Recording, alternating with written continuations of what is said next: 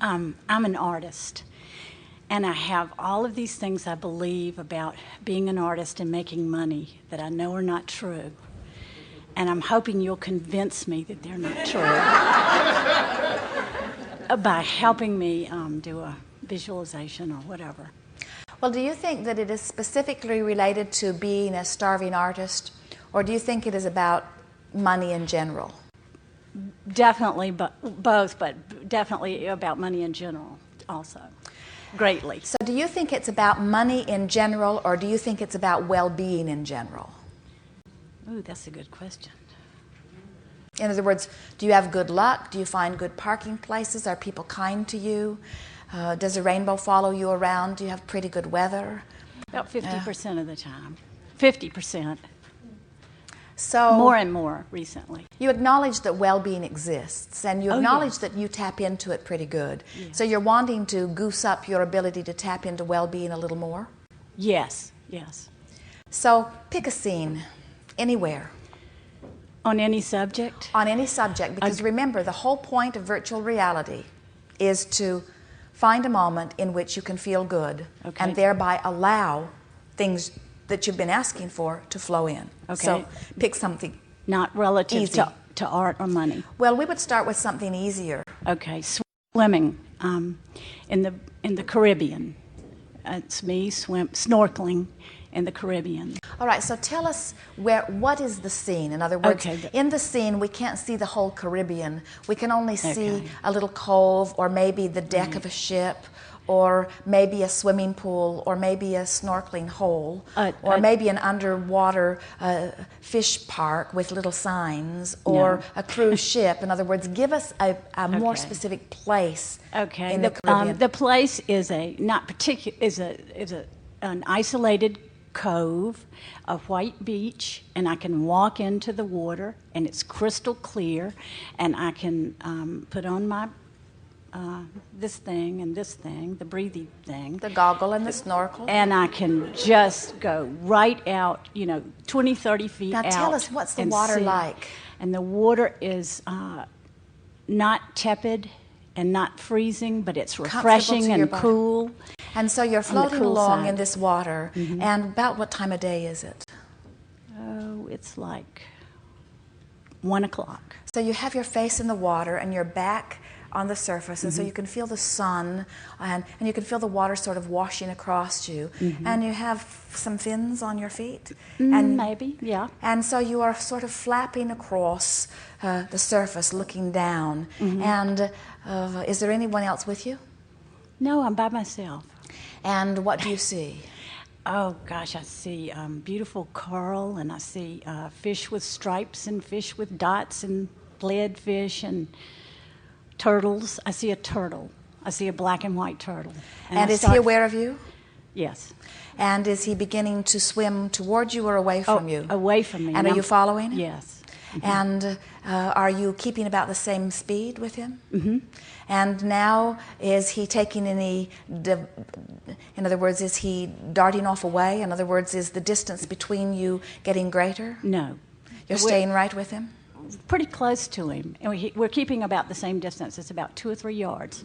But he's taking me to places that I would be afraid to go by myself. And he's showing me things that I would not see had it were not following him. Good. Scene's over.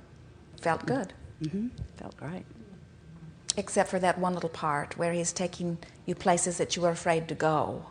But you were distracted enough that for the most part it was pure vibration.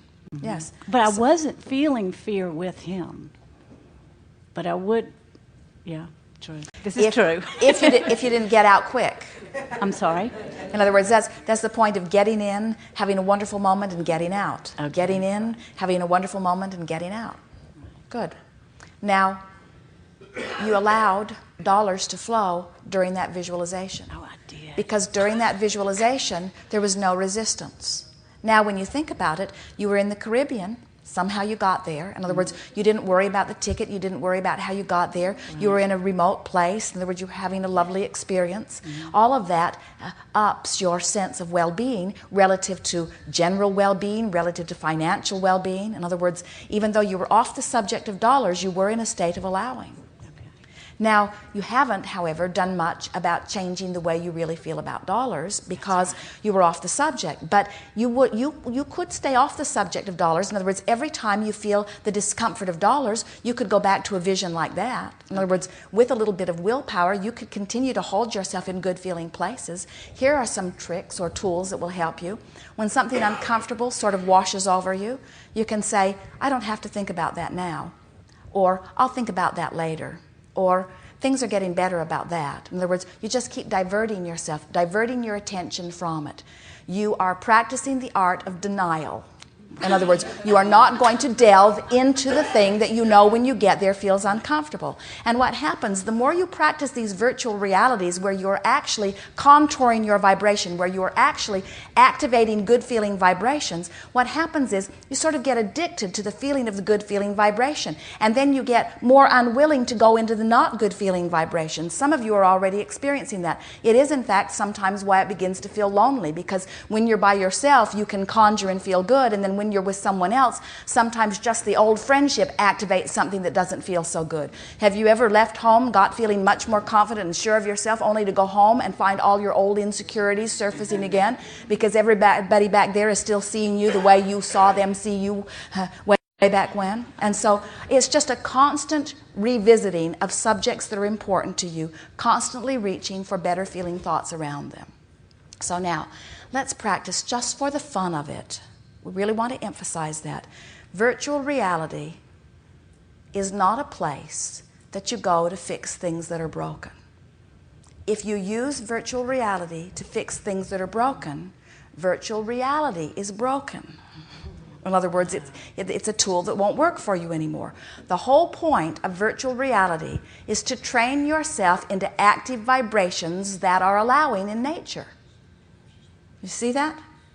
So, let's, just for the fun of it, do a virtual reality about something else. Choose anything. Having people come into my studio and see my work and just go crazy. All right, so where is the studio? Love it. Now remember, it's my home.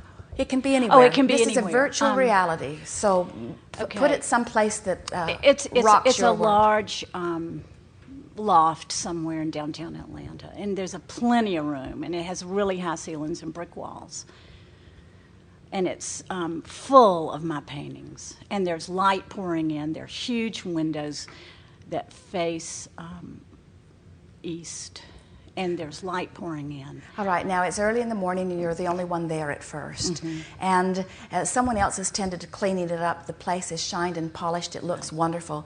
And you've walked in and you're getting ready for the day and a feeling of comes over you. What is it? I'm just struck by my own work. You're just really proud of yourself. Totally aren't you? struck You're proud by of the fact that I did these. You're proud of your work. You're proud of the space. You're proud of the moment. You're proud of the way it looks. You're proud of how tidy it is. You're proud of how beautiful it is. You're proud of where you are. You feel so good you could turn inside out. And now someone is coming. Who is it? Are you attending this gallery all to yourself, or do you have helpers there?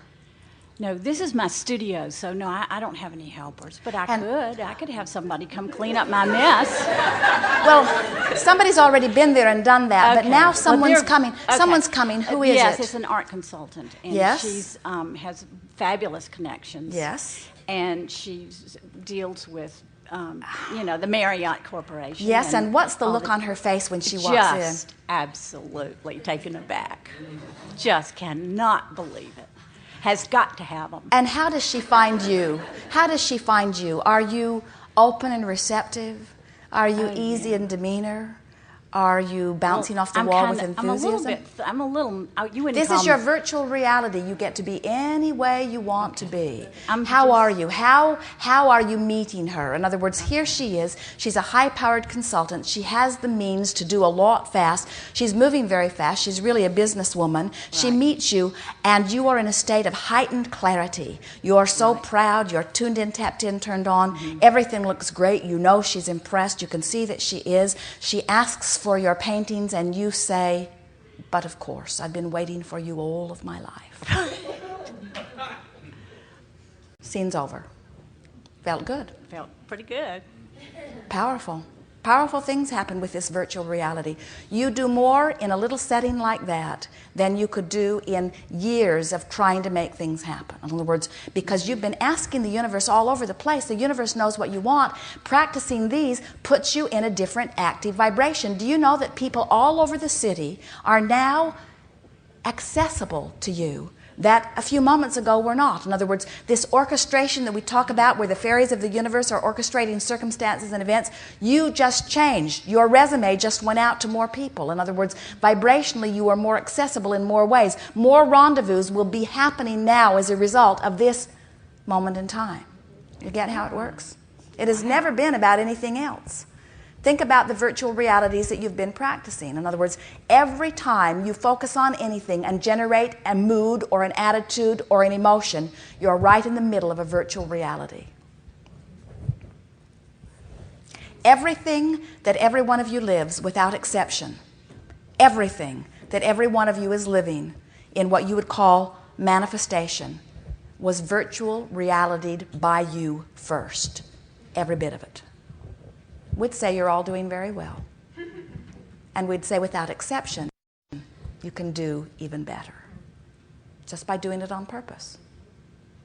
Jerry will catch Esther. Esther will say every now and again, but what I'm worried about is, and Jerry will pause with perfect timing. Give her that look. And then prepare himself for the virtual reality that's about to happen. And sometimes in the middle of it, he will say, that's some virtual reality. At which point Esther will stop and laugh and realize these are just old habits of telling it like it is, or old habits of worrying in advance. In other words, no reason to do that. And the more you catch yourself doing that and laughing about it, and the more you practice doing the other, the better things go for you. Sometimes you feel a little bored with it. In other words, you come here, you spend this time, you've come from long distances, you've paid all this money, and we say, virtual reality, virtual reality, virtual reality. But the reason that we are hitting it so hard here is because we're wanting you to realize that everything is about your vibration, and you are the one that contours your vibration. And there are only a couple of ways to do it. By observing what is, or by imagining something different, or by remembering something different. Somebody said to us recently, I'm not very good at visualization, so I'm having a hard time with virtual reality. And we said, if you can remember, you are doing virtual reality. In other words, do you remember where your house is? Do you remember where you parked your car? Do you remember where you left your dog?